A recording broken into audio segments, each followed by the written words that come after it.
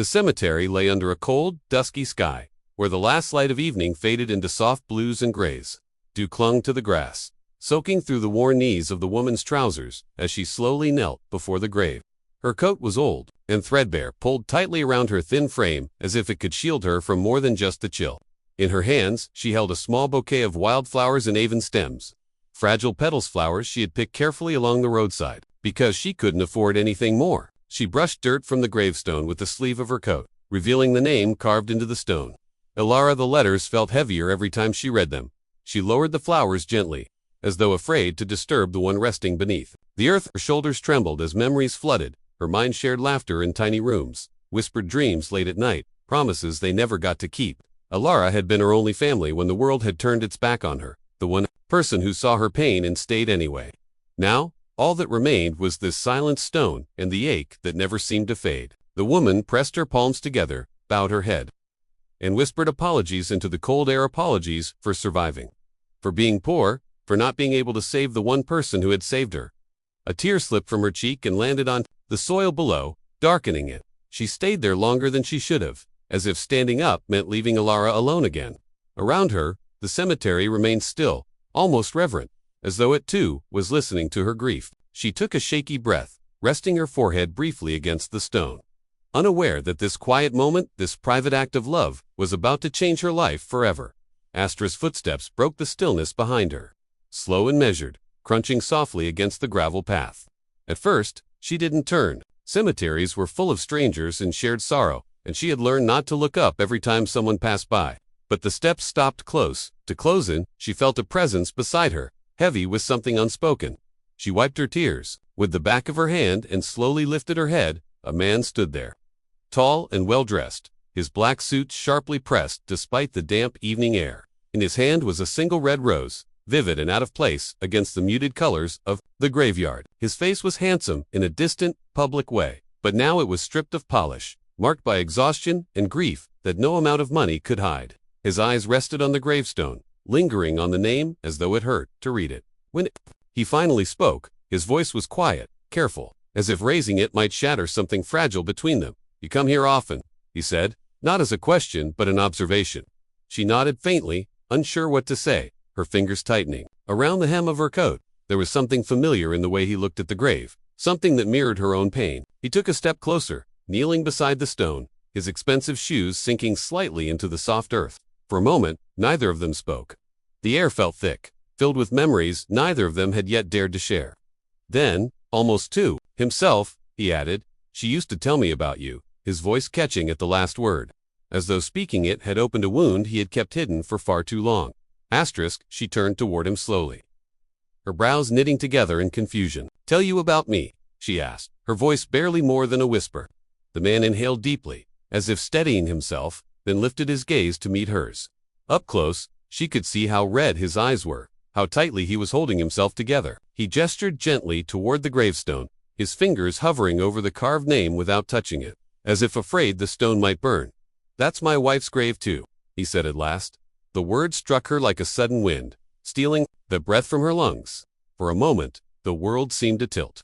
She looked from his face back to the stone, then down at the wildflowers she had placed there, her hands beginning to shake. Elara's late-night confessions echoed in her mind, the stories of a great love, of a man she once lost to distance, ambition, and time. Ilara had never spoken his name, only said he belonged to a world too far from hers. Now that world was standing right in front of her. I didn't know," the woman said, her voice breaking. "She never told me who you were." The man gave a small, bitter smile. "She protected me," he replied softly. "And maybe she protected you, too." Silence fell between them, heavy, but not hostile. It was the kind of silence shared by people who loved the same person in different ways.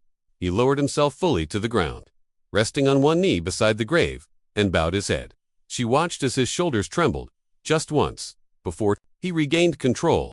In that moment, the powerful CEO disappeared. All that remained was a husband who had arrived too late and a woman who realized she had never been the only one mourning here. They stayed there together as night settled fully over the cemetery, the air growing colder but somehow less lonely. The man spoke first, his voice low and uneven, telling her about the Ilara he had known, the woman who believed in him before success hardened his life.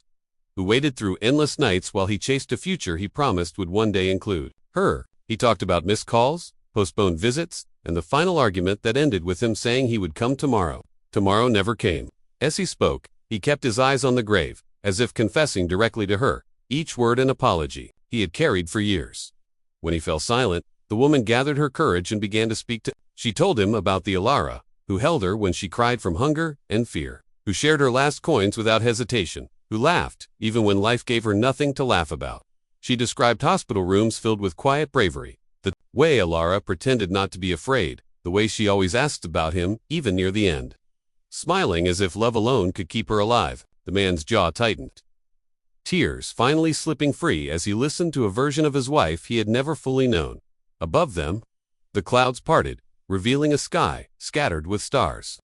A sudden streak of light crossed the darkness, a shooting star, bright and brief.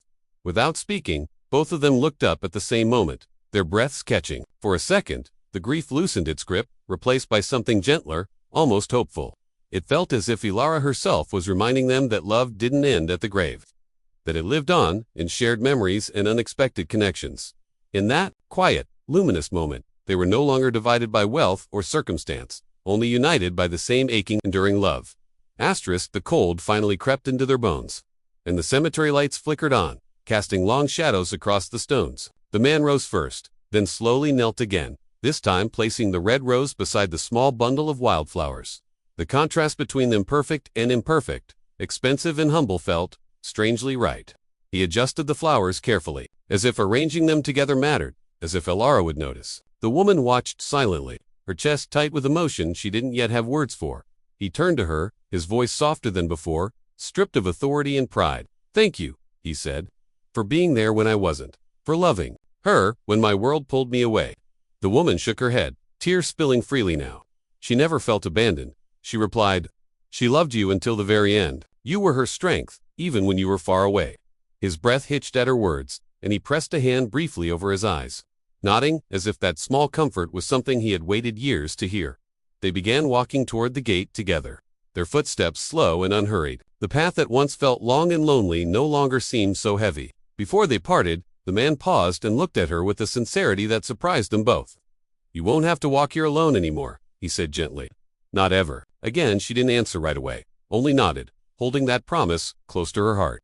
Behind them, under the quiet sky, Alara's grave stood adorned with both wildflowers and a rose, proof that love, no matter how divided by life, we could finally meet in one place and become whole.